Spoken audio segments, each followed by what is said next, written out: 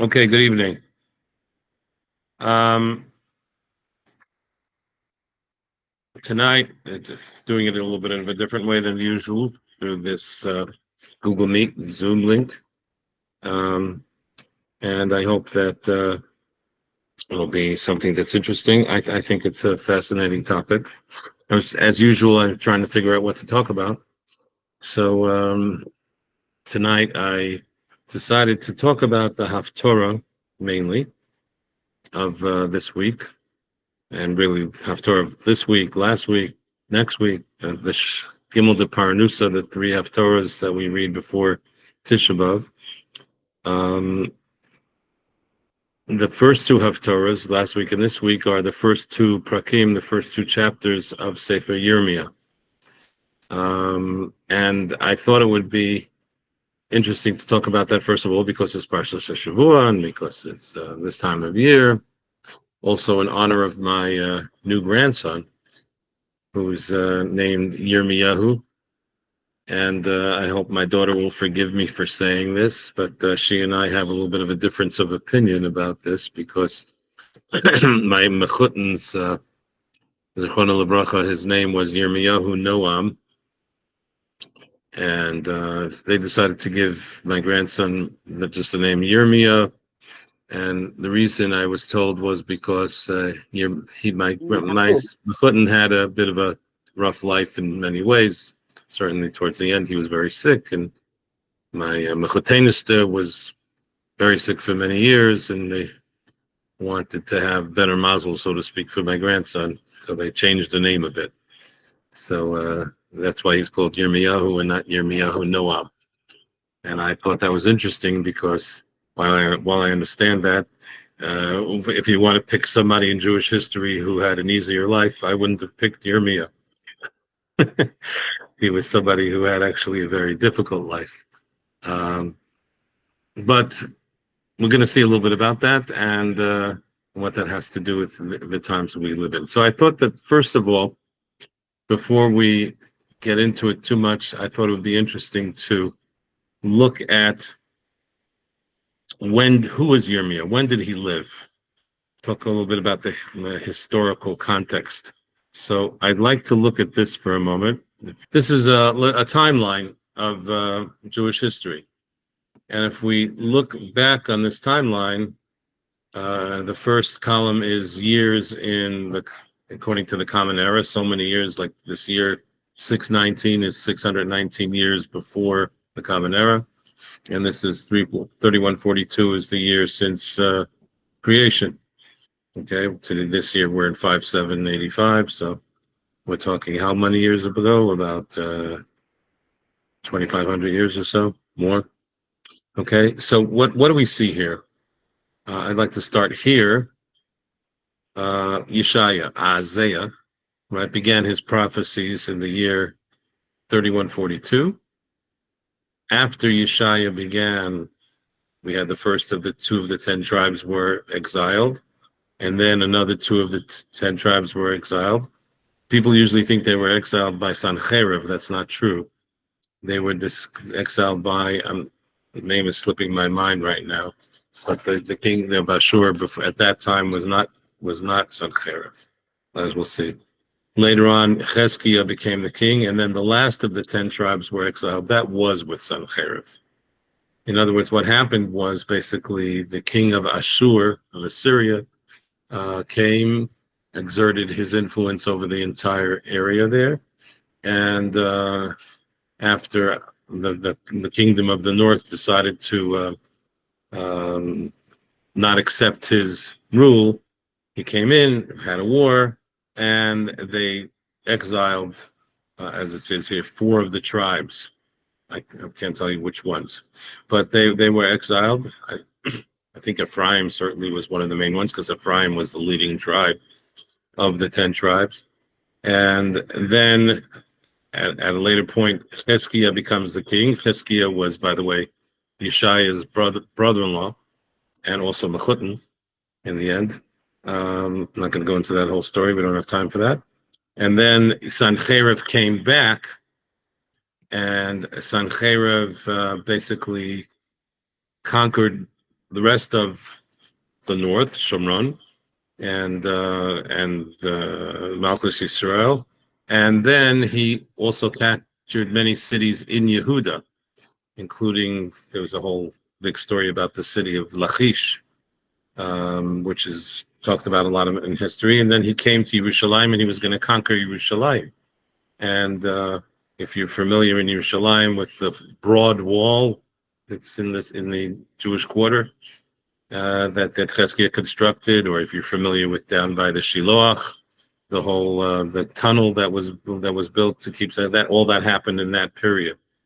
And then a tremendous nace happened, and 120,000 of Sancherib soldiers died overnight suddenly, and Sancherib ran back. Okay, but that was the time at that time. Okay, we have a nevuah which describes that. It's not so well known that that's what it's about, and that nevuah is this nevuah.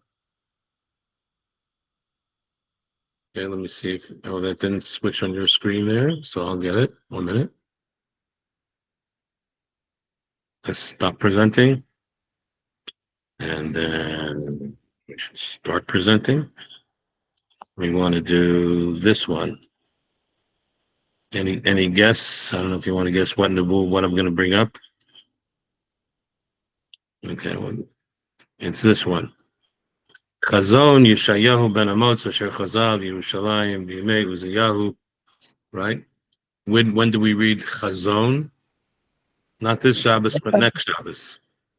Whoops. Somebody else trying to come in, I think. No, it's just. All right. Anyway, so Chazon is we read around that next week, and we see that Yeshayahu lived in the days of Achaz and Uziyahu, Yosam, Achaz, Chizkiyahu. He lived during the 4 kings, the last of them being Chizkiah, and actually Yeshaya was killed by Chizkiyahu's son Menashe, his nephew. So we always think, a lot of people think about SHabbos Chazon, that's describing the Churban of Yerushalayim. It really is not. It's describing the Churban of the Malchus Yisrael, of what had happened when the 10 Shvatim had been gone. And in fact, it says in one of the pasukim there, here in this pasuk, let me get it on the screen here. My screen. If you see this pasuk here, V'notra bat Zion kesuka b'charem kemeluna b'miksha ke'ir netzura, and bat Zion was left kesuka b'charem, like a little sukkah in the vineyard, like in the fields they have a small hut where the shomer lives, usually a very modest thing. Ke'ir netzura, like a walled-in city.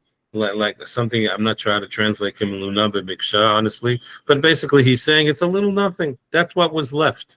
In other words, most of Eretz Yisrael had been conquered already.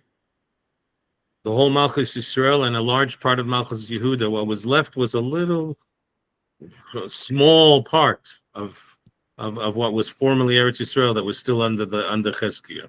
Maybe I would hand wave it at no more than 10 to 15% of what had been under the days of David and Shlomo. That's all that was left at that time, at the time of Yeshaya, when we're talking about 100 years before the Churban. Okay, that's not always known. Okay, welcoming somebody else coming in.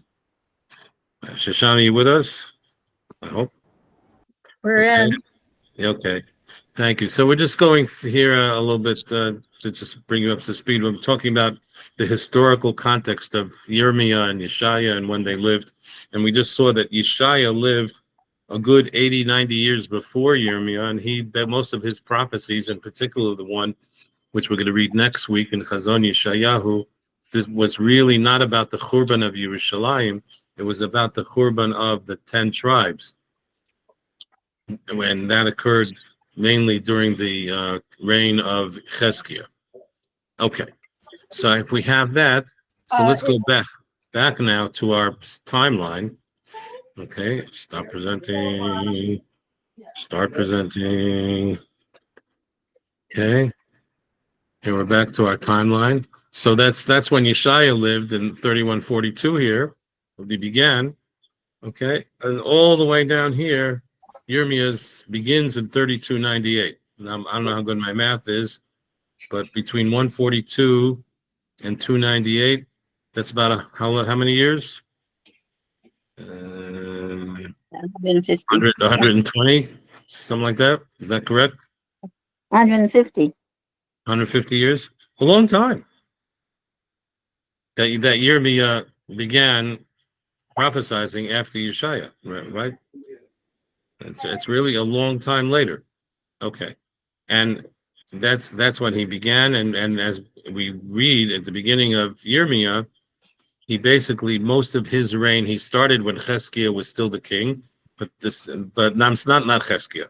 In between Cheskia and the next king Menashe, who was a big Russia for most of his life, was the son of Cheskia, and he was actually in tour guide school, they told us he was the most successful king of Judea because first of all, he reigned a long time, well over 60 years, and he built up, etc. But he was a big Russia, and he basically put most of what was left in that small part of that was left of Eretz Yisrael, which we heard about in the time of Yeshaya. He put it mainly under the reign and control of the Ashur culture, not just of the king, but and he put up idols in the Beis Hamikdash. The Beis Hamikdash was almost totally non-existent. Almost, I don't know if they brought the Korban Tamid, they didn't bring the Korban Tamid. It was it was a time when Menashe, for many years, totally corrupted the service in the Beis Hamikdash.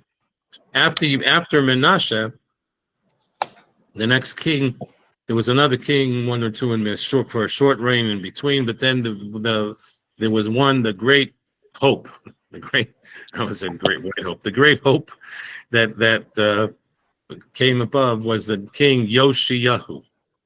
Okay, Yoshiyahu, Josiah. Okay, the Yoshiyahu became a king when he was very young, when he was I think less than 13 years old. And he was under the influence of Yehoiada, the Kohen Gadol, and he was a big tzaddik, and he renovated the Beis Hamikdash.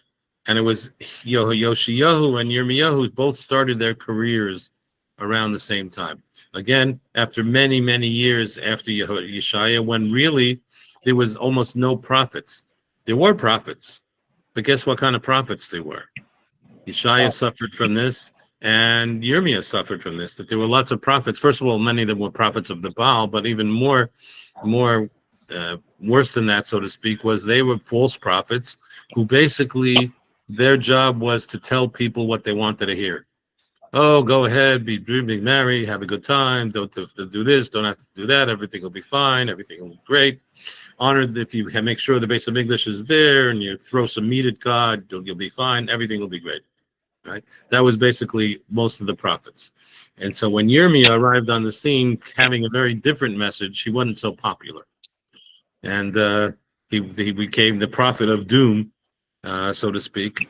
Yirmiyahu was somebody who had to, tried hard to change things, but he had, like I said, a very difficult life. Now, the book of Yirmiyahu, I've been reading over the last few days. I have a book on the book of Yirmiyahu, which tries to make some order of it, because the book of Yirmiyahu, it's very hard to read it. It's not written chronologically. It's you can't say that Perek Aleph happened at the beginning of his life and the last Perek happened at the end of his life. It's not like that. It moves around to different things in different places, and this book tries to sort of put it into some sort of order. And I could say, though, that if you very broadly speaking, there are three parts of Yirmiyahu's life, roughly, in which we had three types of prophecies that you find in Sefer Yirmiyahu, and they reflect different kinds of things that he was supposed to accomplish. The beginning of his prophecy, at the beginning, when he was, so to speak, almost working with Yoshia, who was trying to rejuvenate the Beis Hamikdash, rejuvenate Jewish life, bring back Torah to its proper place. And Yeshayahu was trying to do also, he was also trying to repair Klal Yisrael, which had been ripped apart already for hundreds of years, since the time of Yeravam ben Nevat, who had separated the nation into two peoples, and all those the many kings that went on in between, and all the things that happened, and then of course with Sancheriv, when the great majority of the 10 tribes were carried away. But there were still people left up there. It's not true that they took everybody away from the Shvatim. There were still people up there.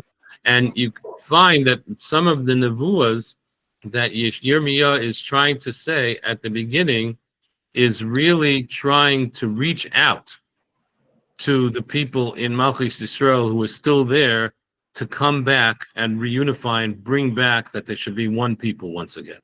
And through that, once they become back again, everything will be good. And they will once again bring you to get about the Beis Hamikdash. And let's look a little bit, maybe perhaps very briefly, at some of those nevuahs to see what I'm talking about. So, okay, stop presenting here again, and we'll try to look at, first of all, let's see here. We'll start with,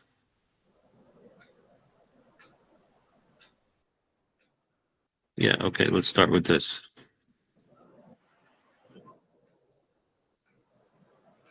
So this is the beginning of the book of Yirmiyahu. We read this last week. This was the Haftarot last week, and you see that Yirmiyahu was the son of Chilkiah. He was from the Kohanim Asher Ba'anatot, the Eretz Binyamin. What does that mean? He was from the Kohanim which were Anatot. So Rashi and others bring down that he was from the descendants of Eli and the descendants of Ebiatar, and they basically had been banished from the Beis Hamikdash. His family, they were Kohanim, but they didn't serve in the Beis Hamikdash for a long time, that whole family, because of things that had happened in the past. Nevertheless, he was a great person, and he was brought in here to do his work. And Hashem first spoke to him, B'imei Yoshiyahu ben Amon Melech Yehuda. That's when he started his career. When Yoshiyahu was 13 years of being a king, and he started his kingship when he was 7. So Yoshiyahu then was about 20 or so, right? Still a pretty young man. And then he, etc. And then he just says he was until 11 years to Tzidkiyahu, until the end of Yerushalayim, which was many years later at the end of Yirmiyahu's life. Okay. And then Hashem says he elects him. I wanted you to be a Navi. And I won't go through the whole Haftarah here, but he says, this is the key pasuk here, pasuk tes. Re'eh hifkadaticha hayom hazeh. I'm appointing you at this time, al hagoyim al mamlachos, on all the nations and all the kingdoms, lintosh v'lintotzu lahaviru laharos, to destroy, and to all kinds of synonyms of that word, to mess up, to break, to 4 different words saying that he's going to destroy. That's what Yirmiyahu's job is going to do.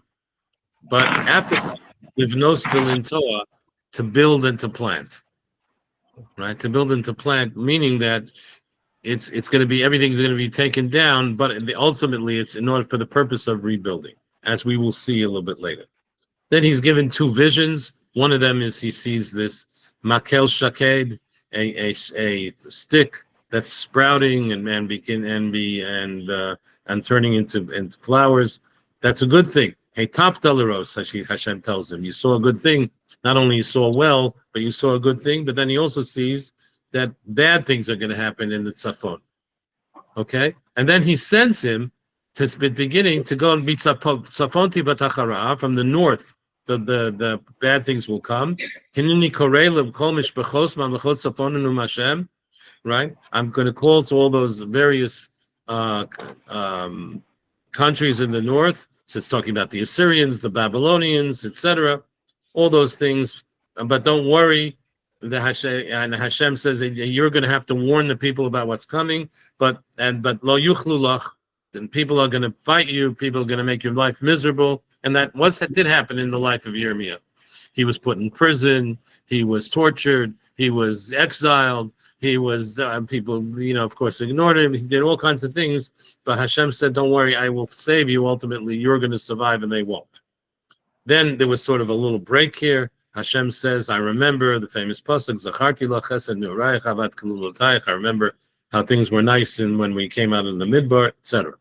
That's the end of the last week's Haftarah right here after pasuk Gimel, and this week's Haftarah begins right after that, pasuk Dalet, where that takes it. And here he said, Hashem sends him to say, and this is such one of the biggest Musar word psukim perhaps in the whole Tanakh.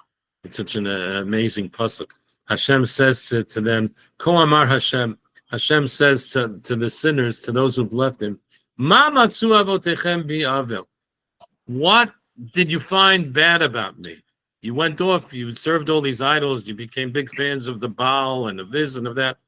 What did you find bad with me? Ki rachakum alai, that you've distanced yourself from me. And what happened as a result of that? Vayelchu acharei hahevel. You went after Hevel. Hevel, of course, we know from the book of Koheles, means things that are basically worthless and nothing. What happened? Vayehebalu. You became Hevel. If you pursue Hevel, you become Hevel. And that's a tremendous musar in that pasuk. And then he goes into, etc., a lot of things that happened, okay? And he says, and Yirmiyahu is going to bring this message basically where? To the north. Where's he going to bring it to particularly? As you see here, Va'aviyatchem el Eretz HaKarmel le'echol pirya b'tuva. Now you could say Eretz HaKarmel just means a beautiful land, but it could also mean the Carmel. Where's the Carmel? In our neighborhood, right up here near Haifa. That's the mountain range called the Carmel. I brought you over here, and you will eat it and have it. And you will come, and what happens, instead of doing what you're supposed to do, you were tamuat artzi, you defiled my land. And what happened? HaKohanim lo amru ayeh Hashem. The Kohanim were supposed to be the ones who were giving the message or teaching Torah. They didn't say that. They weren't busy with teaching people where Hashem is. They were busy being corrupt, as many of the Kohanim were, both in the first base of English, second base of English, as a Kohen. Not particularly proud of my family right here, but that's the way it was, that they said, where's Hashem? They didn't say it. Tofsei HaTorah, very, very interesting word. Those who Tofsei means to hold on to. Those who are holding the Torah. Now you could see that means the Talmidei Chachamim. You could say that means the Dayanim, the ones who were the judges who were in charge of enforcing the Torah. But what happens? Lo Yidauni. They didn't know me. What do you mean they didn't know you? They were the ones who knew you more than anybody else. No, the people of Torah. But the problem is, as the Mefarshim say, you can be people who are, so to speak, full of Torah, but not who don't know God. The people, that's a big problem. I think it's a problem. Frankly, it's a problem in the yeshiva world still to somewhat extent today, where people are busy learning all kinds of very intellectually interesting things and halachas and this and that, but they don't talk a whole lot about God and HaKadosh Baruch Hu and what He has in His life, in their lives, and they didn't represent Him. The Haroim, those who were the leaders, they were also Posheya. Then the Nevi'im, they were Baal, etc. And then he goes on, etc., etc. I'm not going to go through the whole Haftarah over here, but he basically says, that about all the various things that you did, that you that took you away from me, and that is going to cause you a problem if you don't come back. But then Yirmiyahu really tried hard to get people to come back. And one of the most interesting and famous examples of that is actually the 30th chapter of Yirmiyahu, I believe. Let me see if I can find it here. No, 35th chapter, I think. Let me stop presenting and then start presenting. Okay. And here we have, okay, I think this is it.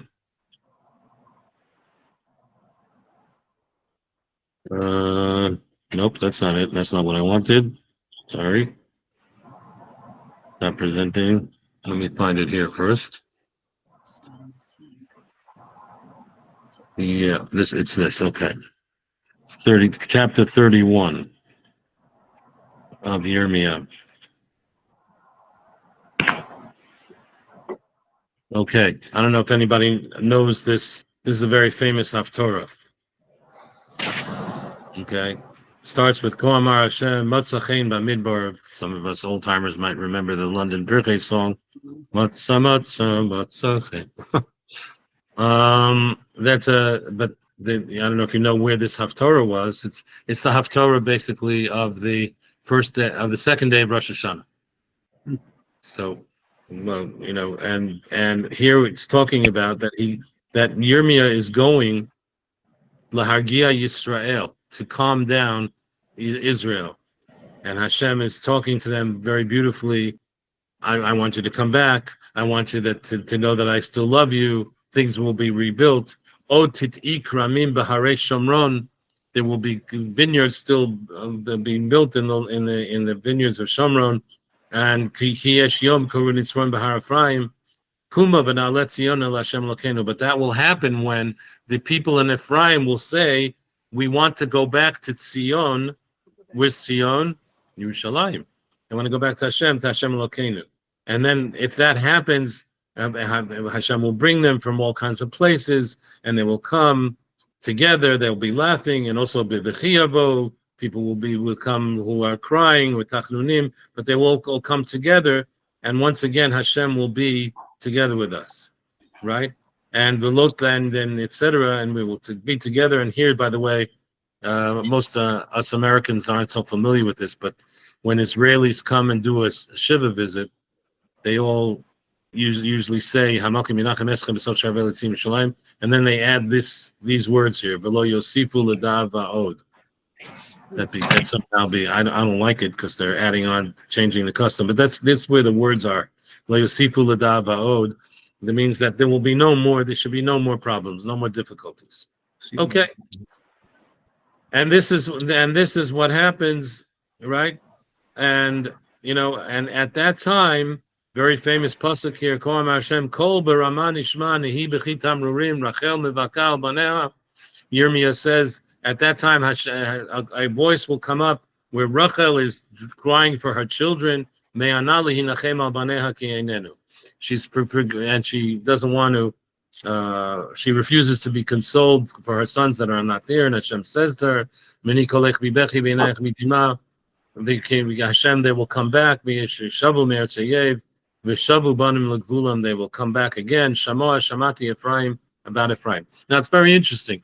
When you heard about this pasuk, you probably heard, and that there's a medrash like that, I think, and I think that's the common knowledge, that this pasuk called B'Rama Nishman, when Rachel is standing there refusing to be consoled, was when people were exiled from Jerusalem, and they were on their way to Babel. Rachel is sort of standing there on the road. But it's pretty clear here from this text that is incorrect. He's not talking about the exiles from Jerusalem. He's talking about the exiles from the Shomron of Ephraim, where it's from the north. When Rachel is and about Rachel's children. By the way, who's the children of Ephraim? Who was the mother of Ephraim? Ephraim was, of course, the son of Yosef, the son of Rachel. Right? That was really Rachel was more the mother of them than the mother of Shevet Yehuda, right? Of course, we all have the four mothers, but certainly Rachel was much more the mother of Ephraim. So it's interesting that they somehow became that we think about that. But this was all about Ephraim, including the final pasuk in the Haftarah, Ben Yakir li Ephraim im Yelet Sha'ashuim, where Hashem, so to speak, says so speakly, I remember when Ephraim was a small child, he was doing all kinds of things, and I will be more than willing to look at all the mistakes they made as, that was what he did when he was a child. He did nonsense. I'm willing to overlook it. Why? Because when I talk about him and he's missing, and I miss having him, okay, my innards become all overcome, because I want to be Rachem Rachamenu. I want to once again bring mercy to him.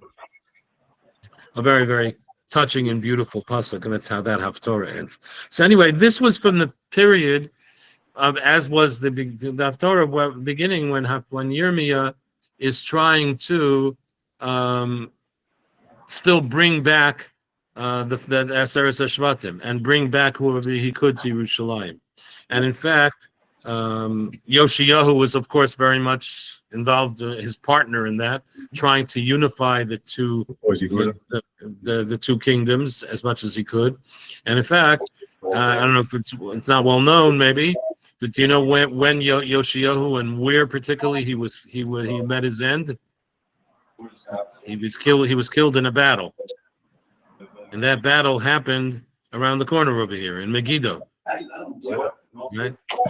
Where he got into a whole. I don't want to go into the whole story here, but he basically decided that he challenged that the Egyptians shouldn't go through Eretz Yisrael because if things are well.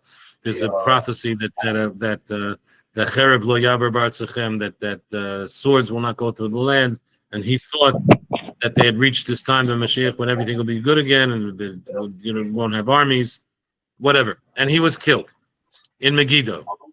Why was he in Megiddo? Partially because he was trying to reunify the north and the south. Megiddo is here, right here, right, not in the south. Another indication of what we're talking about over here. So when that happened, when Yoshiyahu was killed, and why was he killed? Of course, well, he miscalculated, but of course also because he did not have. He tried to do all sorts of reforming and rejuvenating of the people back to the way things should be, but the majority of the people were not with him, and even those that pretended to be with him were not with him. The famous story the Gemara brings down that he got rid of a lot of idols. And a lot of people kept their idols. They just hid them in the doors. So when you closed it, it looked like it wasn't there, but they were still there. All sorts of things. And when Yoshiyahu died or was killed, Yirmiyahu knew, this isn't going to work. This isn't going to happen. And he became not only we're not going to be able to bring the two kingdoms together, but the kingdom of Yehuda is doomed.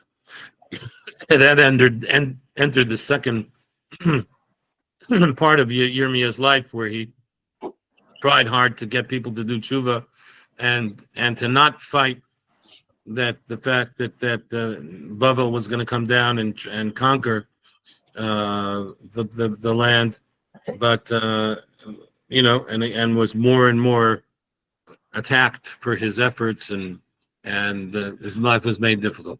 Thanks. So that happened. That was the second part, and of course the third part is the Churban, and after the Churban, when Yirmiyahu had the dubious pleasure of writing Sefer Eicha, and mourning what had happened after he saw the calamity that he predicted and that he couldn't stop after all. So I hope that gives you a little bit more of a picture of when Yirmiyahu lived, where he lived relative to Yeshayahu. But then I want to go a little bit into one or two other aspects here of the Haftarah, and why these Haftarahs are here during the 3 weeks to talk us about the coming Churban that with the Hashem sent Yirmiyahu and Yeshayahu to try to forestall them, and we didn't listen, and then they happen, unfortunately. But what do we do with that, and how can we react to that? And also, I wanted to connect it with. Now, one might say that actually, I heard somebody give a shir once on the Haftarah of Parshas Pinchas, and he called it the last Haftarah. What does he mean by it's the last Haftarah? Because from Parshas Matos and on to the end of the Torah, all of the Haftarahs basically are the 3 Haftarahs of Parnusa, of before Tisha B'Av, and then there's the 7 Haftarahs of Nechama, which lead right up until the Shabbos before Rosh Hashanah. So really, you don't necessarily have to say that any of those Haftarahs have anything at all to do with the Parshat HaShavua. However, some people are still feeling that there maybe bechozot there is a connection, and I think there's a very interesting connection that I saw somebody try to bring between the Parshat HaShavua and and at least the story of Yirmiyahu and the Haftarah. And what might that connection be? Well, first of all, we're reading 2 Parshiot HaShavua this week, Matos and Masai. Matos contains after the laws of Nidarim and the story of Slavchad's daughters and the war on Midian, etc., and the aftermath. Some of that, if you're learning Daf Yomi, we're going through a lot of the dinim of how to kasher kalim. A lot of that has to do with this week's parsha. And then Masai is about all the various travels they made in the Midbar, etc. But then there's two other important stories. Two other important stories. One of them is a shorter one. There's the whole halachas of how we're told to make the arei miklat, which are the cities of refuge, which murderers who killed somebody by accident would go there and have to stay there until the Kohen Gadol dies, and otherwise the Goel Hadam had the right, according to some, even the obligation to go kill them. But assuming they did it with gross negligence. And then there's the story of the Bnei Gad, Bnei Reuven, the two tribes who said, Moshe, very nice, you're going to Eretz Yisrael, but we just conquered all this land here belonging to Sichon and Og, and thanks very much, but we'll stay here. I think that story has a lot of currency for our time. First of all, because unfortunately, there's a lot of people today who live outside Eretz Yisrael, and they know that we have, Baruch Hashem, the opportunity to live in Eretz Yisrael, and they say, well, that's very nice, but we'll stay here. And there may be reasons for that at different times, but certainly we see from this story that's not the considered to be the preferred option. And Moshe Rabbeinu was very critical of that. Of course, and the other reason is, and I'm not going to go into this, but I can't help mentioning that there is one important pasuk in this week's parsha where that they come to Moshe and they say, we want to stay here. And Moshe says to them, "Ha'achechem yavo'u lamilchama va'atem teshvu po." Are all of your brothers going to go fight and you're going to sit here and not fight? What kind of business is that? So I think the application of that pasuk to certain current events is screams so loudly that it's hard to ignore it. Again, without discussing that issue. When people say that the Torah says that you're not supposed to participate in going to the army. Anyway, not going to get into that. But if we go into the into this story of the Arei Miklat. So they're told that they're supposed to set up the Arei Miklat, and let me take a quick look here. Yeah, I'll put that on the screen for a minute. Okay, here we are.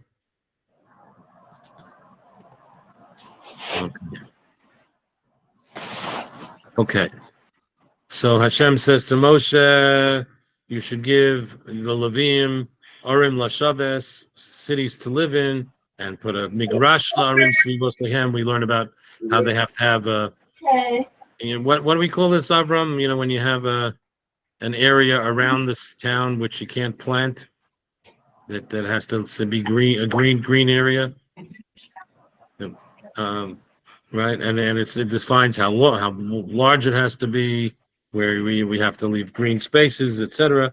And it's there also that there would be Shesh Arei Miklat, there would be 6 cities of refuge, and then besides the 48 cities of the Levim.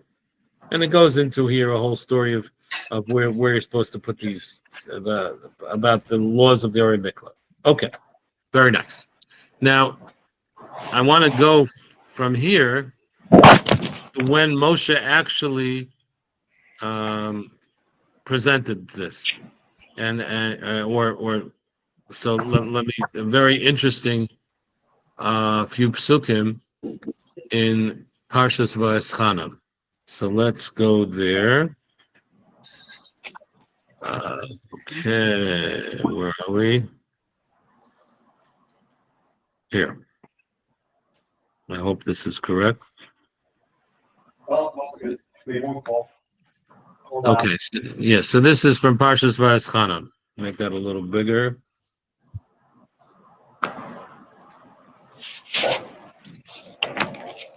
Okay.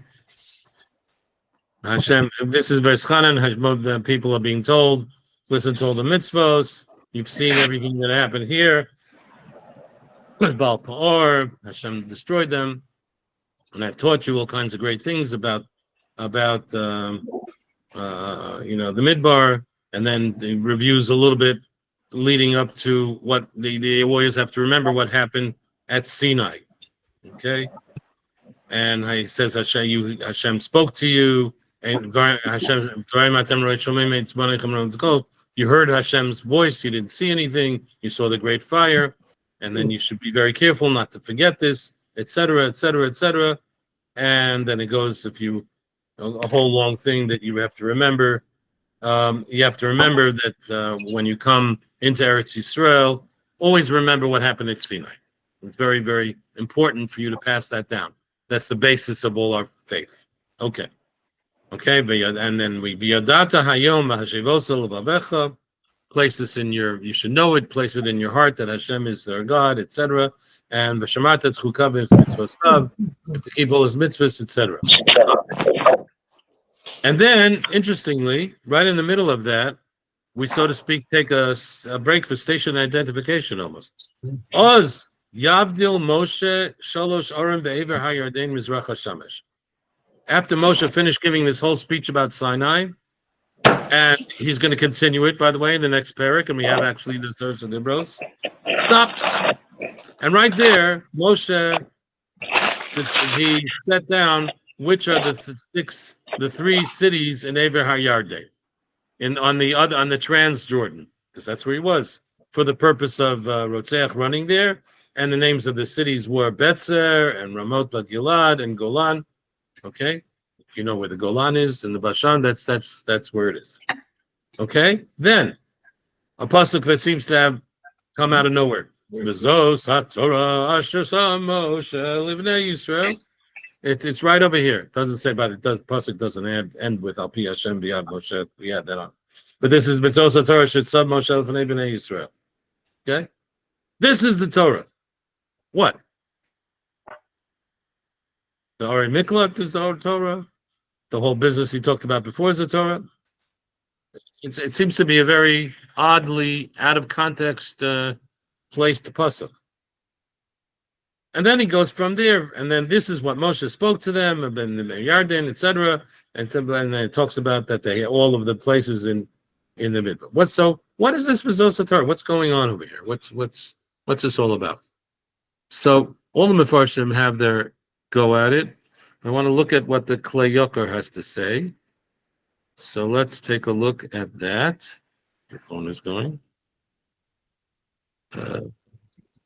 We have it over here. There we go. Okay. And put it up here. Where is it? This one.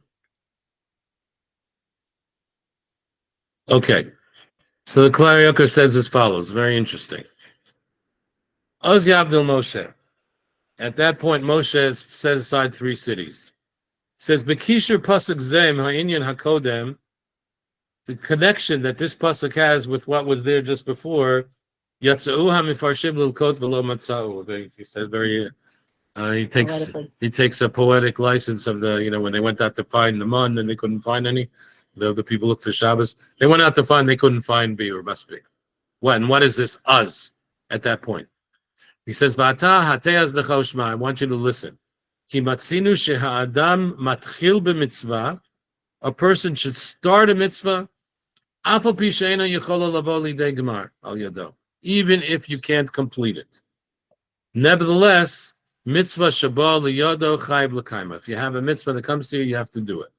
As we find by David, who told Shlomo, "Be'on yi hachinosi l'beit Hashem zahav." In other words, David was told, right? She'eino yachol l'gmar ta mitzvah. He was told that he wouldn't be able to build the Beis Hamikdash, but that didn't stop him from doing everything he could do. Lo hursha l'bnot habayit. he wasn't permitted to build the Beis Hamikdash. Nevertheless, he started and he put together all the material and all the plans and everything to build the Beis Hamikdash. Even though he knew he wasn't going to be around when it's going to happen, when only his son would do that. Derech Mashal, and he brings an interesting mashal. Ish zakein hanotea ilan laesrog shel mitzvah. A person, an older person, who plants a tree for an esrog, and he knows it takes, I don't know how many years. Maybe you can tell us, Avram. I don't know, but it takes many years until an esrog tree, from the time you plant it till the time it'll actually grow an esrog that you could use. This guy knows he's not going to be around. Nevertheless, his children will be able to come to it. There's a famous, in the Choni Magol story, there's a famous similar kind of teaching. And many things are like that. And that's why it says, right? You should do all the mitzvahs that you're going to do.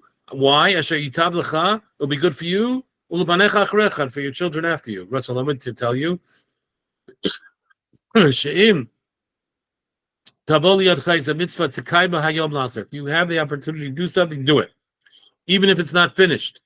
Will only be finished at the time your children will be able to finish. Nevertheless, do that mitzvah today, whether it's going to be good, whether it's not going to be good. And about this it was said, that Moshe separated these three cities. Why? Because the three cities in Eber HaYarden and Transjordan would not be effective until the ones in Eretz Yisrael would be effective. And that's not going to happen for quite a few years till they get those cities. Nevertheless, Moshe said, mitzvah shabbat liyadi akaymena. I have the opportunity to do a mitzvah, I'm going to do that. Right? And that's why when Moshe said this, halacha l'maisa, that he should do like that. And about this it was said, Mizos HaTorah shesam Moshe lefnei b'nei Yisrael, that Moshe placed the Torah before b'nei Yisrael.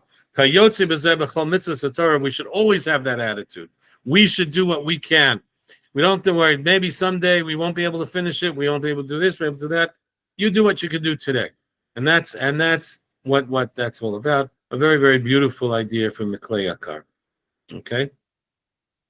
And therefore, in this week's parsha, it says that we're supposed to put through the Orei Miklat. Moshe did it now, and didn't wait until later when he said, well, what's the point? They're not going to turn on mitzvah yabal yadei kamen. I'm going to try to do it now. And actually, there was one other very famous, and I'll end with this, time in Yirmiyahu's life where Yirmiyahu did the same thing. And let's see what that's about. Go to, chapter, I believe, 32 of Yirmiyahu. Yeah. Okay, a very interesting story. Oops, that's the wrong one. That's not it. Where is it? No, that's not it. Here. Okay. This takes us to a much later time in Yirmiyahu's life. On V'shana ha'asirit l'tzidkiyahu melech Yehuda, the 10th year of Tzidkiah. Now, Yoshiyahu had three sons who became kings. The first was Yoakim, who was of Russia, and then there was another one, I forget his name, and then Tzidkiyahu was the last one. It's a nice name, Tzidkiyahu. He was more of a tzaddik than his brothers, but also had what to be desired. Okay, and he was in the 18th year. Yochanan, that's right, was in the 18th year of Nebuchadnezzar. This is quite a few years later. Okay, I would hand wave it at 40 to 50 years later, from the times we were learning about. Okay, and where was Yirmiyahu during this time? Yirmiyahu Hanavi Haya Kalu.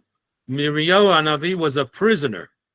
B'chatzar HaMatara, in the courtyard Asher Beis Melech Yehuda, in front of this king's palace. They actually have this. If you've been in Ir David, where they find one of the big things they found there is the palace of the kings of the Malchus Beis David, and they found some things about this story. Some archaeologically they found from over there. If you're familiar, they found the bulot, some of the signet rings from some of the which said some of these names here. Like what happened over here? He was given a nevuah here, and said that this city will be given to the king of Babel. He's going to capture it, and Tzidkiyahu won't be able to run away, and etc. Okay, and then he says Chanamel ben Shalom dodcha ba'alemor. Chanamel ben Shalom, and they found bulot with the name of Chanamel ben Shalom in Ir David today, and he comes to him and he says to him an interesting thing. He says, "Knei lecha et sadi asher ba'anatot." I want you to buy the field which is in Anatot. That's where Yirmiyahu came from. His ancestral, he grew up in Anatot. Ki lecha mishpat ha'geula leknot. It's your turn to be the goel to buy this field, right? If you're familiar with from the story of Ruth and other stories, that if a person is there's these ancestral homeland of parts, and if somebody has to sell it, so the relative is supposed to come if they can afford it to buy it. Okay, go buy a field. Okay, and Chanamel comes to him and he says, "Buy this field," right? And then, in fact, it talks about here about the Gemara uses this story here to learn about some of the Hilchas Kinyanim, how to make a kinyan. That he said he put in money and he wrote it in a sefer, and he took the sefer Hamikna. We learned some of the laws of Haftaros from over here. Okay, anyway, and he gave it to his Talmud Baruch ben Neriah, and witnesses, etc., etc. Okay, and they took them and they put this in there. Now think about this. Yirmiyahu has been made miserable for years. He's in prison.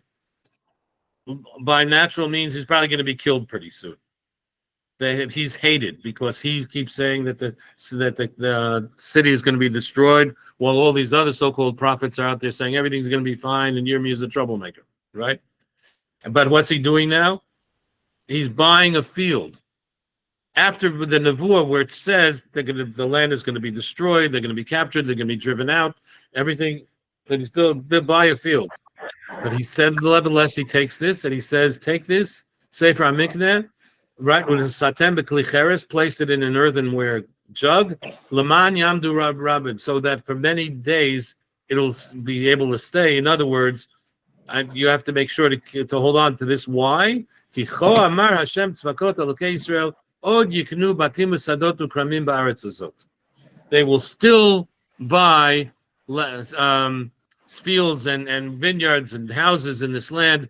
Real estate is good time to buy. Land values are down. Don't worry, it's going to be, right? And I davened to Hashem, and I said, Aha, Hashem Elokim, right? You made everything, right? I understand everything. But you did this and that. He goes through a whole list of all the nisim that you did. However, all these people have done all these bad things, etc., right?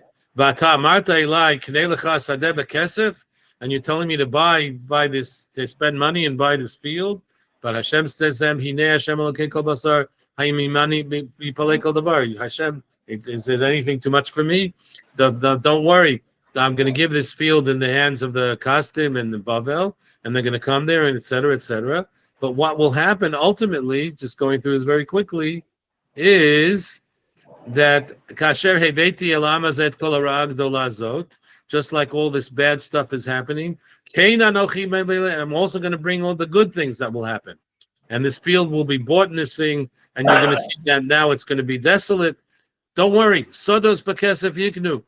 Fields will still be bought with money, and they will bring edim, etc. And when they will, etc., I will bring them back.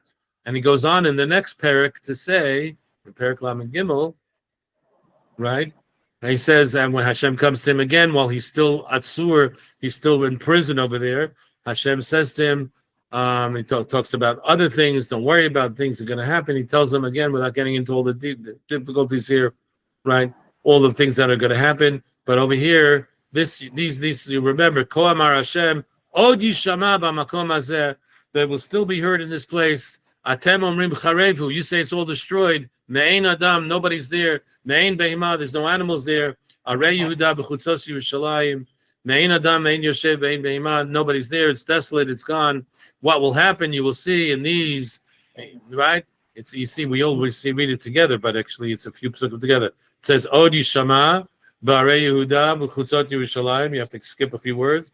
Kol sason v'kol simcha, kol chatan v'kol kala. Not straight, right? Then we'll have joy, we'll have weddings, we'll have people will be dancing and living, etc. And you think that these places will be, in fact, they'll be once again, Hina Yamim Ba'im, the good days will come again, and those days, Matzmiach LeDavid Semach Tzedakah, and things will come again. And once again, the descendant of David will sit on the throne, and things will be good. Okay, so again, there's much more to say here, but we're pretty much at the end of the time. I wanted to talk about Bnei Gad and Bnei Reuven. I'm not going to get to that. But you see here also, I think in this case, a very, very stirring example of this idea that it looks like things are ending. This is not the time. What are you going to do? Buying fields now? No, not go buy fields. Know that the future is better, and do what you're supposed to do today, and accomplish what you can today.